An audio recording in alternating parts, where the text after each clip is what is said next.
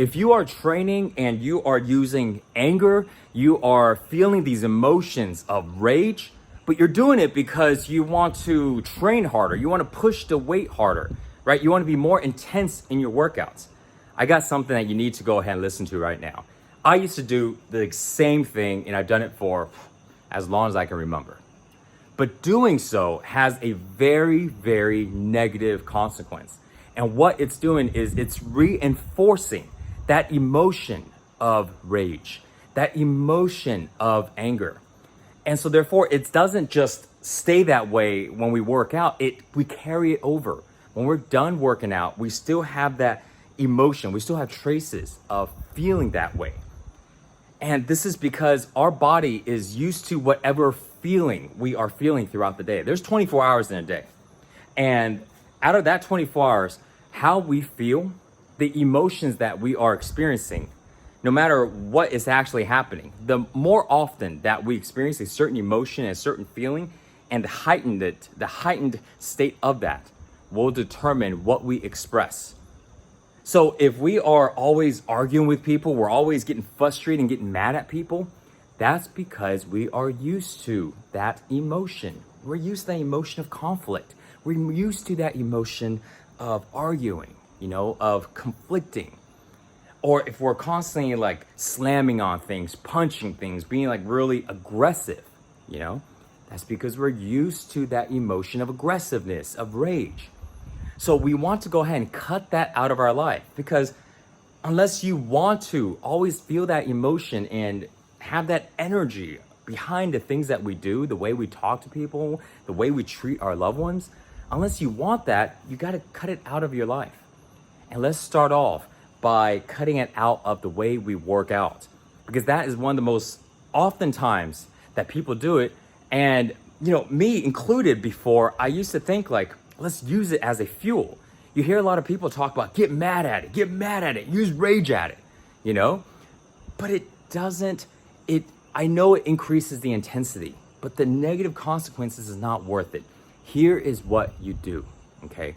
To still keep your intensity up, still have the energy that you're looking for, but not have that emotion of aggressiveness and rage and anger. All you do is this. Number one, get really present.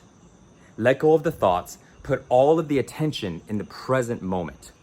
So this way, anytime our attention goes anywhere, if we're in our mind thinking about all this stuff, then our energy gets leaked out through the mind. Because when we think, it takes energy to think, okay? So when we focus everything onto what we're doing, that lift, that exercise, whatever it is, that practice, we're able to direct all the attention there. Number two, stay calm, stay relaxed. When we tense up any part of our body, we're using energy. Like let's say you're watching this video right now. Go ahead and tense up your stomach. Just tighten it up, right? And just try it right now. Tighten up your stomach and continue to watch this, right? And then now after that, let's say tighten up your quads and then continue to watch this, right?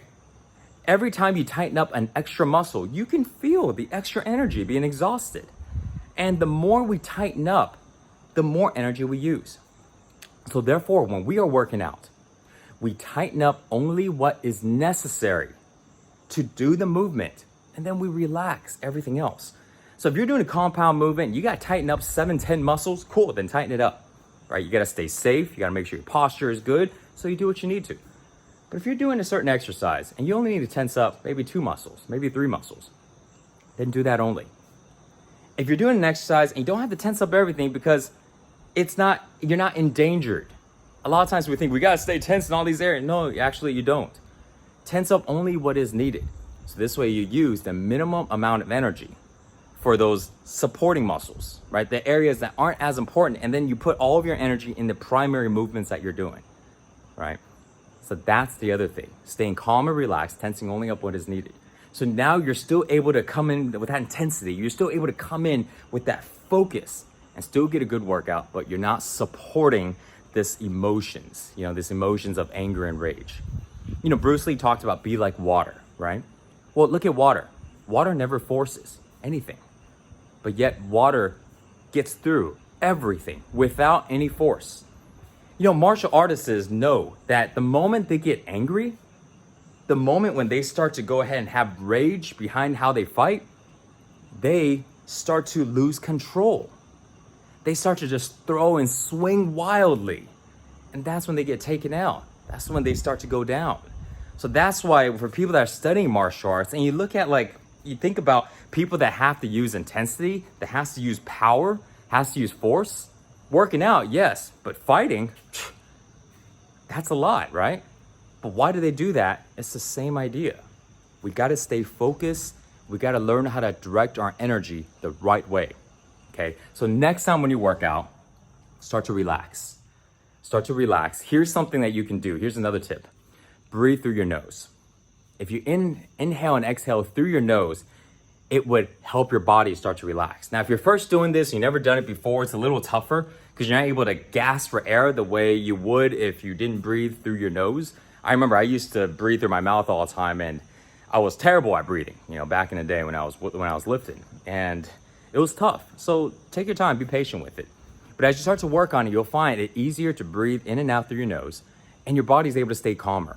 Okay, so now you're able to go ahead and start to work on getting that intensity up by staying focused, staying relaxed, tensing only what is needed, okay, to do the movement.